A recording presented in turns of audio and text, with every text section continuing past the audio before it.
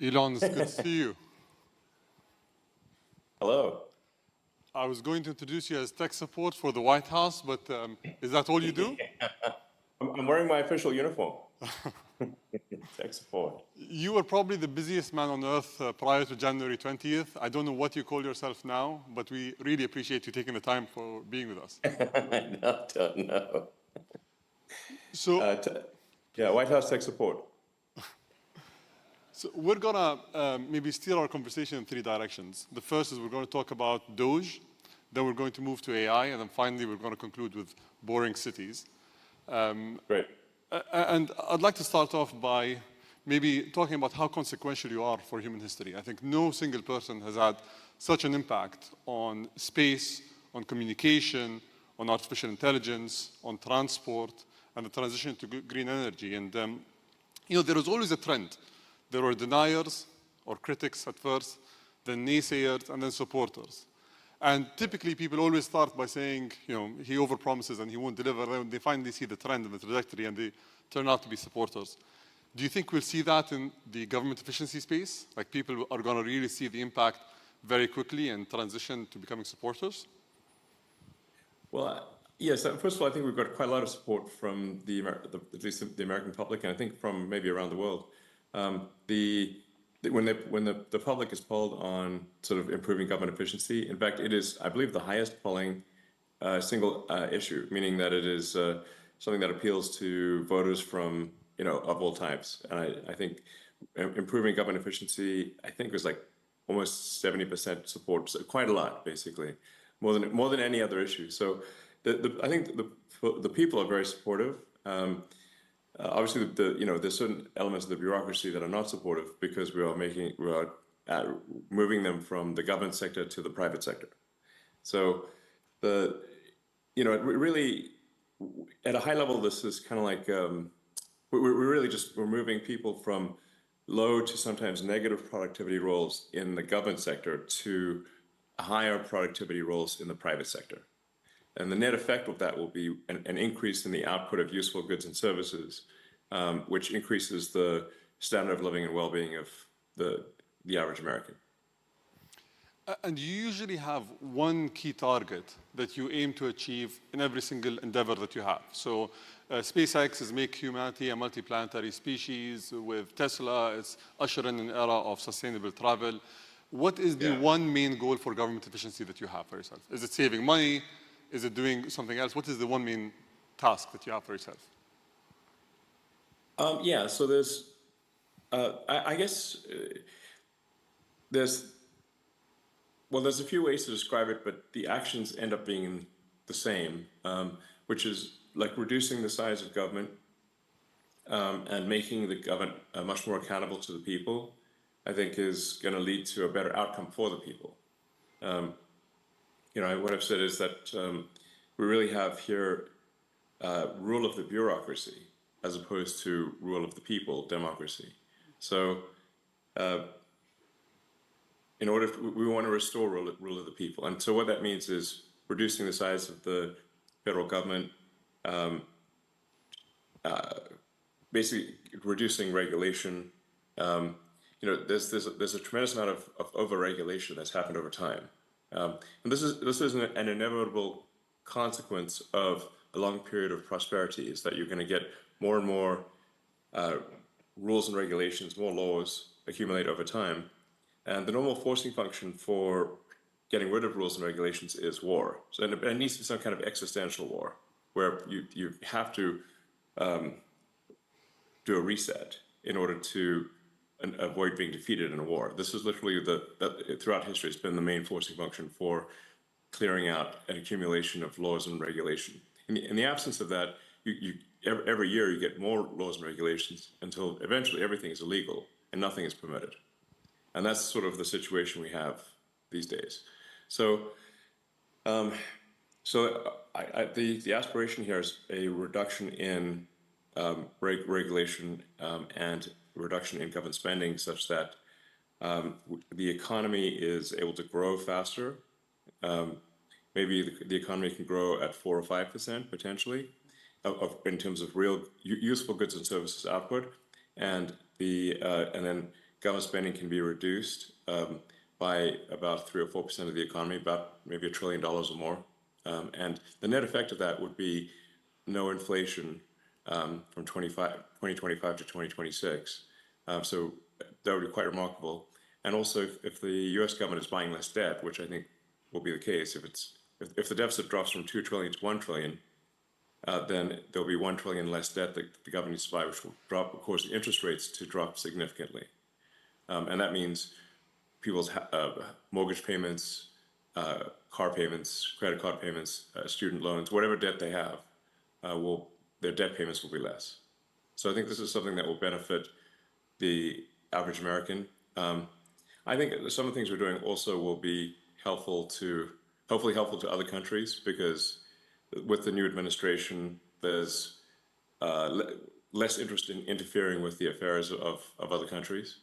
I think there's the times the United States has been kind of pushy in international affairs, which may resonate with a number of members of the audience. And I think we should, in general, leave other countries to their own business. And basically, America should mind its own business, rather than push for regime change all over the place. So I think this is probably a good thing for other countries too. So instead of waiting for a war to happen, you went to war against the bureaucracy in the government. Yes, we're essentially just we're with the support and direction of President Trump. We are reducing the size of the bureaucracy, getting rid of excess regulatory regulations, and there's also so many agencies and regulatory authorities that they actually step on each other's feet. It's kind of like having a sports game where there are too many referees on the field, like more referees than players at times. Now that would be a silly game, if the players can't pass the ball without hitting a referee, But it's kind of getting to that point in the U.S. So there's roughly 450 federal agencies of one kind or another. That's more agencies. That's almost an average of 2 agencies per year since the formation of the United States. So, I mean, how many agencies do you really need to run a country? I'm 99, not 450, that's for sure. So. And how do you guarantee that all the incredible achievements that you aim to have in terms of savings, in terms of impacting the lives of the American people, are not going to be reversed in 4 years? Typically, the cycle gets reversed every 4 years. Do you think it's going to be so impactful that it won't be reversed? Is there any ways that you can ensure that the progress is going to be continuous? Well, I think we do need to delete entire agencies as opposed to leave part of them behind. Because if you leave part of them behind, it's easy. It's kind of like leaving a weed. If you don't remove the roots of the weed, then it's easy for the weed to grow back. But if you remove the roots of the weed, it doesn't stop weeds from ever growing back, but it makes it harder. So we have to really delete entire agencies, many of them. That's not to say there won't be an increase over time of bureaucracy in some new administration, but it'll be from a much lower baseline. So it's a step in the right direction. I think the overarching goal here is to lay the foundation for prosperity that will last many decades, maybe centuries. And but it will be forever. Nothing's forever. But I think we can strengthen the foundations of the United States substantially. And what lessons can other governments learn from the U.S.? You say tech support on your shirt. Is that only technology, or is there other things? How do you approach efficiency? Well, a shocking percentage of the problem, or maybe not shocking for those who know it, but a big percentage of the problem is improving the technology that the government runs on. So the U.S. government runs on a collection of thousands of computers, many of them antiquated, running very old software, and the computers don't talk to each other.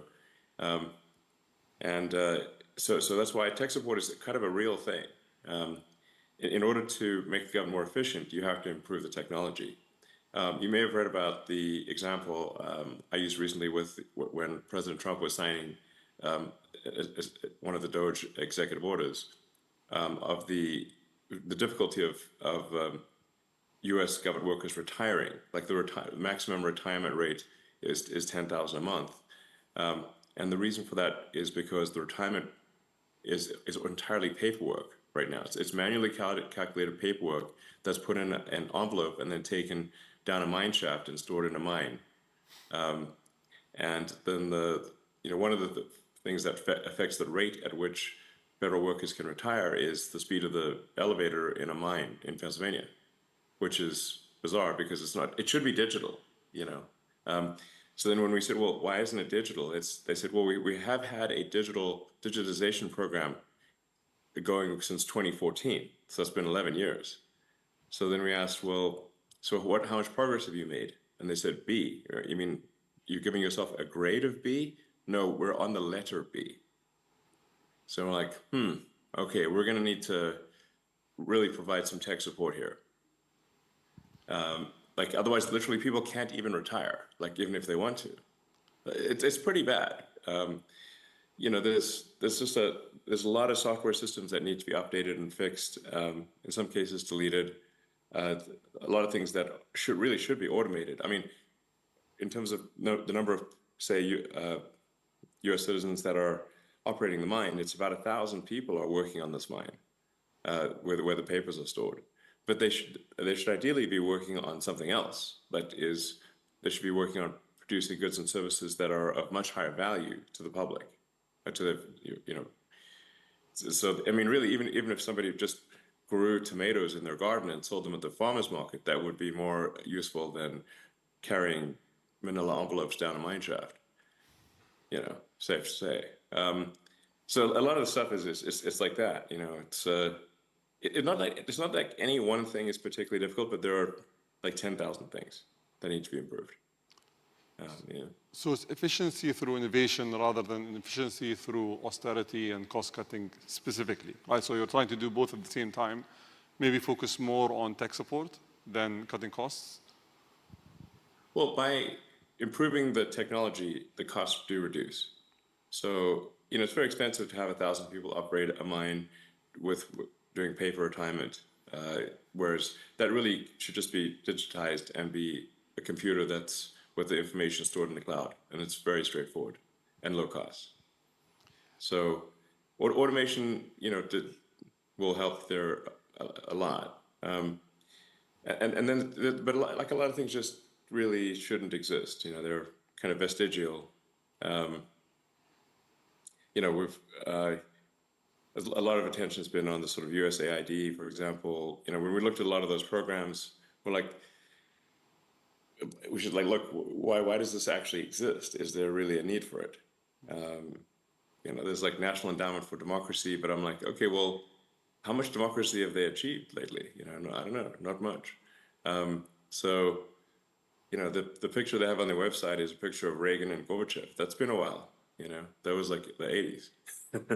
So it's not like I'm obviously not opposed to democracy, or there's all these things that get funded, but we're like, well, why does this need taxpayer money? It doesn't seem like it does. So there's a lot of sort of pushing DEI worldwide that this obviously the Trump administration doesn't agree with, and we want to terminate that stuff, which we are. Make sure the schools focus on improving basic education of kids.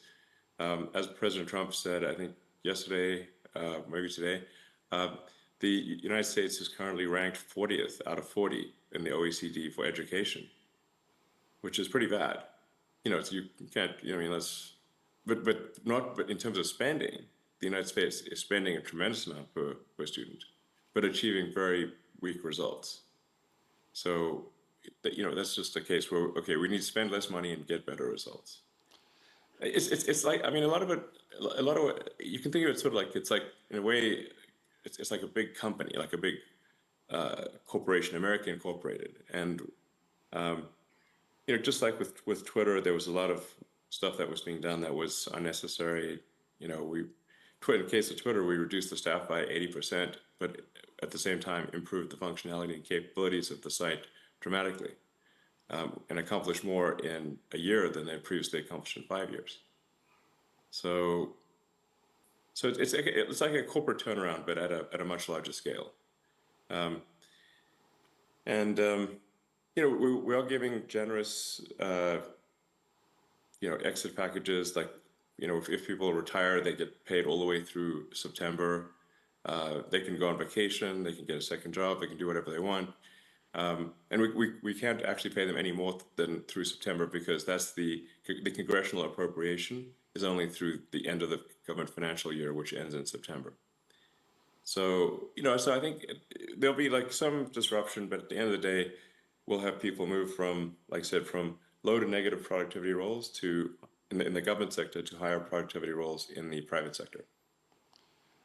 Can we pivot to artificial intelligence? And I'm sure you've been seeing what DeepSeek has done and all the claimed achievements that they've had. I know that we've been speaking for a while about Grok 3 and that Grok 3 is going to be a true disruptor in the AI space. When are we going to see that? And what capabilities can we expect from Grok 3? Well, I mean, Grok 3 has very, very powerful reasoning capabilities. In the tests that we've done thus far, Grok 3 is outperforming anything that's been released that we're aware of. So that's a good sign.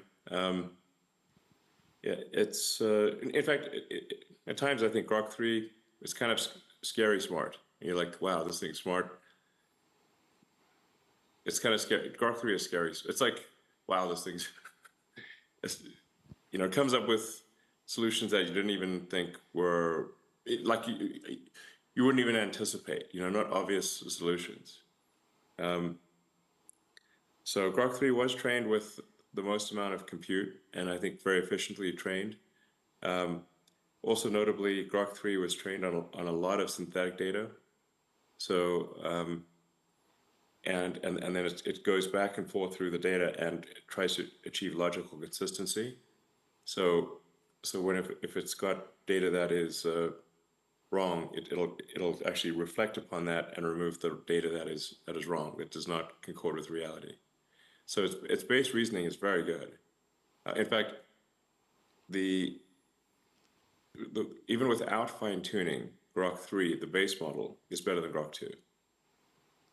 So we're really in the final stages of polishing Grok 3. Probably it gets released in about a week or two, so pretty soon. I don't want to be hasty in the release, because a lot of the final polish is necessary for a great user experience. So in some ways you can think of it like a house. That last 5% where you finish the drywall and do the painting and the trimming, even though it's not much work, it transforms the house. Yeah. So it's that. Just want to make sure that last 5% is done really well, and it's a week, maybe 2 weeks. I think it'll be very good, and I think this might be. We think it'll be better than anything else, and then maybe this might be the last time that any AI is better than Grok. Looking forward to it. Everyone's, I think, excited about it. So I just want to touch upon a topic that was quoted in the media. You offered, I think they said a group that was led by you offered $97 billion for acquiring OpenAI. I would take, a little round numbers. So I was personally involved in the meeting that you and Sam hosted in 2017 in LA, if you remember. And at that point of time, you were the single largest shareholder. I think you contributed $50 million to the company. So it must hurt. I don't have any shares, actually. I have no shares in OpenAI. But at that time, it was a non-profit, right? And it must hurt that you need to pay $97 billion for something that you paid $50 million for in the past. Yeah. But I have a yes. Fate loves irony. So I have a specific question here. Can you actually build a company like OpenAI and take it to the scale that you want to take as a nonprofit? Is it possible? that you build a company that requires billions of dollars in compute capabilities to build these models while being a nonprofit? Or was it wishful thinking in the beginning and then you guys parted ways because it couldn't work? Well, I mean, I think the evidence is there in that OpenAI has gotten this far while having at least a sort of dual profit, non-profit role. What they're trying to do now is completely delete the non-profit. And that seems really going too far, I provided all of the funding for OpenAI in the beginning for the first almost $50 million for nothing as a nonprofit, and it was meant to be open source. And so, I think this is analogous to like if you pay if you fund a nonprofit to preserve the Amazon rainforest, but instead they turn into a lumber company and chop down the trees and sell them for wood. You'd be like, wait a second, that's the exact opposite of what I donated the money for. So OpenAI is meant to be open source, nonprofit, and now it is closed. They changed the name to closed for maximum profit AI. Closed for voracious profit. I mean, they're like, whoa, are they after money next level? So why does this change need to occur? Yeah, you said that in 2 weeks is going to be the most powerful model yet. I know that I think so. You've been at the forefront of many technologies. Where do you think the biggest economic returns of these models are going to come from? Because currently we're spending billions, and I think you mentioned this before, it's like the gambler syndrome. We're going and spending billions and hoping to pull out a profit at the end of the day. Where do you think the biggest impact in terms of returns are going to be? Well, I think once you have humanoid robots and deep intelligence, you basically have quasi-infinite products and services available. So with Tesla building the most advanced humanoid robot, then those humanoid robots can be directed by deep intelligence at the data center level. You can say you can produce any product, provide any service. There's really no limit to the economy at that point. You can make anything, provided, like I said, so I'm not sure at that point will money even be meaningful. I don't know. It might not be. Because the economic output is productivity per capita times how many people do you have. If in the form of humanoid robots you have no meaningful limit on the number of robots, and the robots can basically do anything, then you'll have a sort of a universal high income situation. Anyone will be able to have as many products and services as they want, with the exception of things that say have artificial scarcity, like a particular piece of art or something like that. But for any goods and services, they'll be available to everyone. So you've been... It's going to be a very different world, In fact, I recommend that people read maybe the Ian Banks, The Culture books, for a frame of reference. Because money is really like a database or an information system for resource allocation. But if you don't have a scarcity of resources, it's not clear what purpose money has. Have you watched the movie Idiocracy? Yes. How do you guarantee that we don't end up in that world if we don't need money, if AI can think for us and do all these tasks, if as people, we're dependent on something else to run the society and everything around it? How do we not end up in that world? In the long term, I mean. Well, I think Idiocracy was basically saying that if smart people don't reproduce, but only dumb people do, then everyone's going to be dumb. I mean, that's basically what I was saying. That's the opening sequence of Idiocracy. The first 10 minutes are amazing. And I hear people unironically say the statements that are said in the opening sequence of Idiocracy, where they don't have they're too busy with their careers to have kids, and they keep postponing having kids for their careers until they're too old to have kids, and then they don't have kids. And I've heard many people be like that. So,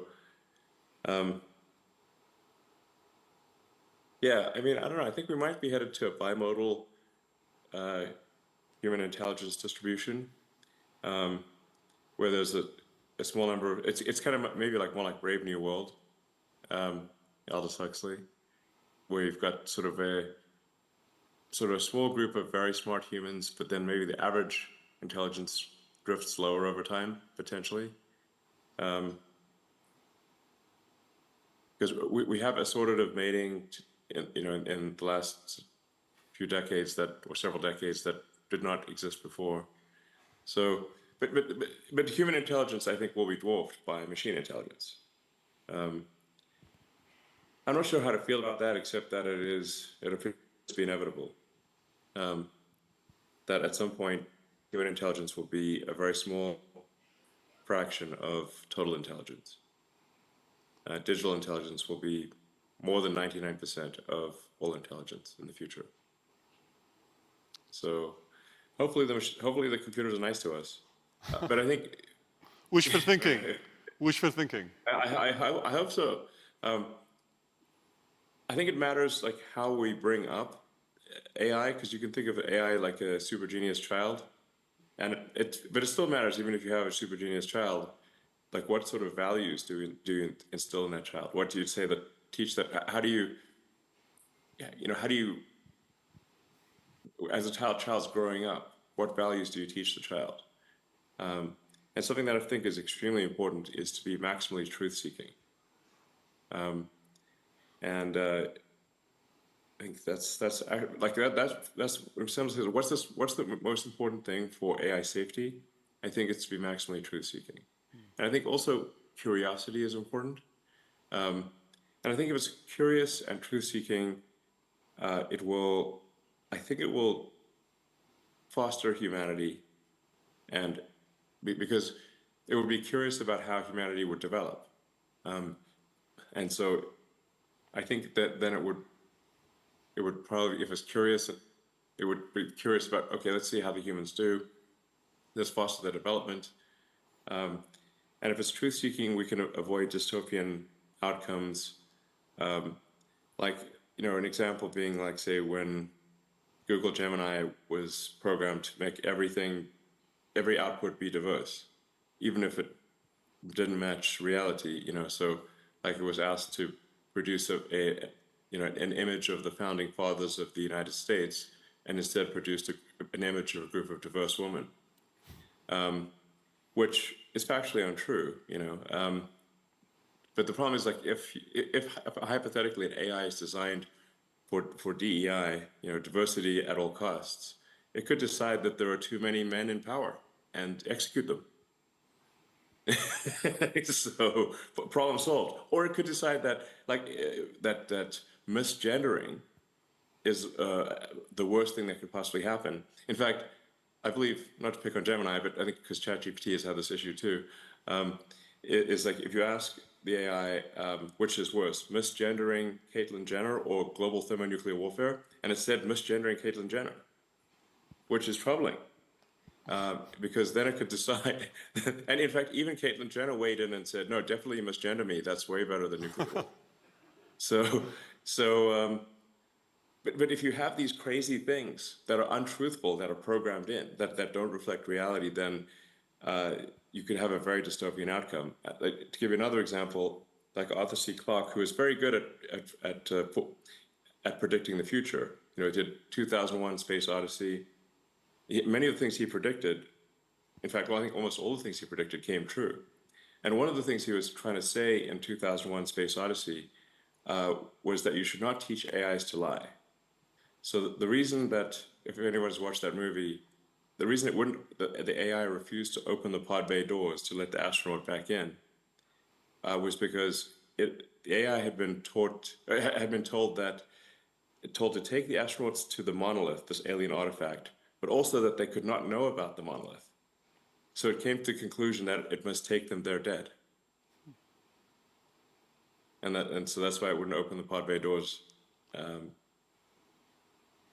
The lesson there is very important for AIs to be truth maximizing. let's hope it doesn't come to that. Yes. Let's move to a boring subject, which is the Boring Company and the boring tunnels quickly. I think the world has been inspired by what you guys were able to create in LA, and I think there's a lot of promise to that technology.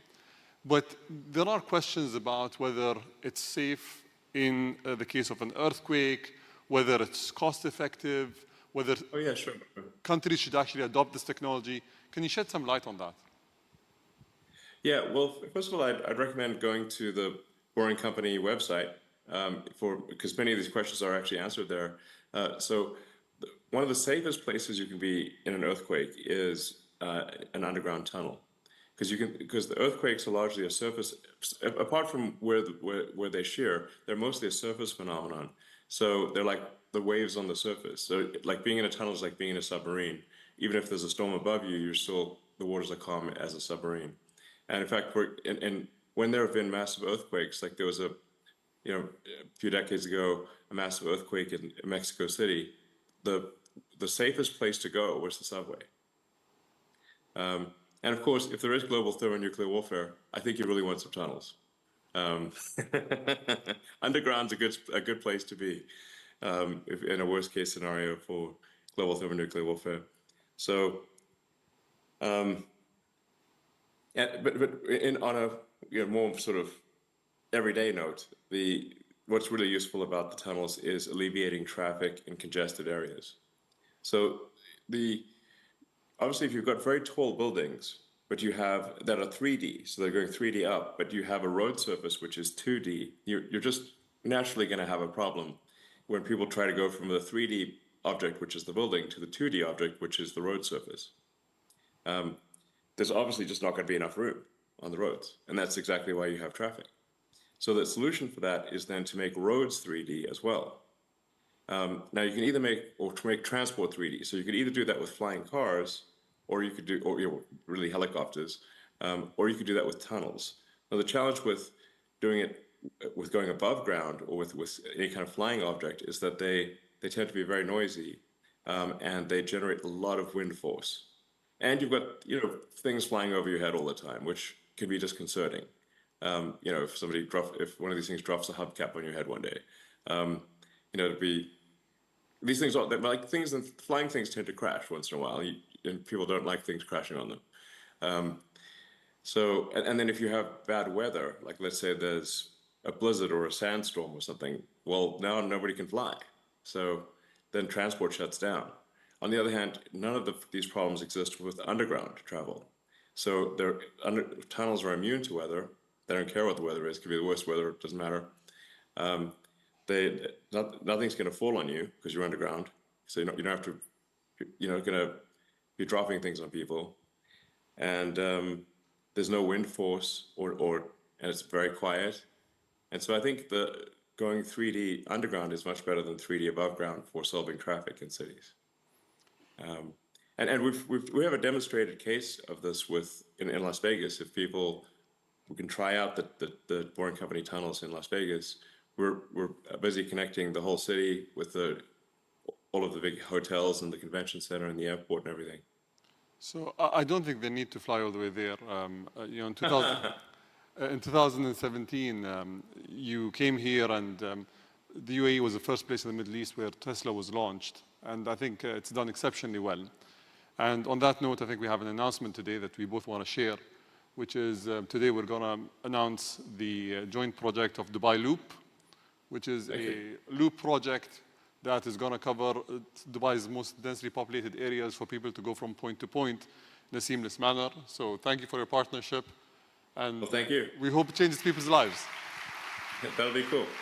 I think it'll be very exciting. I think once people try it out, they'll be like, wow, this is really cool. And it's going to seem so obvious in retrospect, but until you actually do it, you don't know. So it's going to be great. It's going to be like a wormhole. You just wormhole from one part of the city, boom, and you're out in another part of the city, and it's great. So I'm looking forward to this partnership. We're going to join the first trip and the first pod when the pod is completed. Thank you, Elon. All right, thank you very much. Thank you.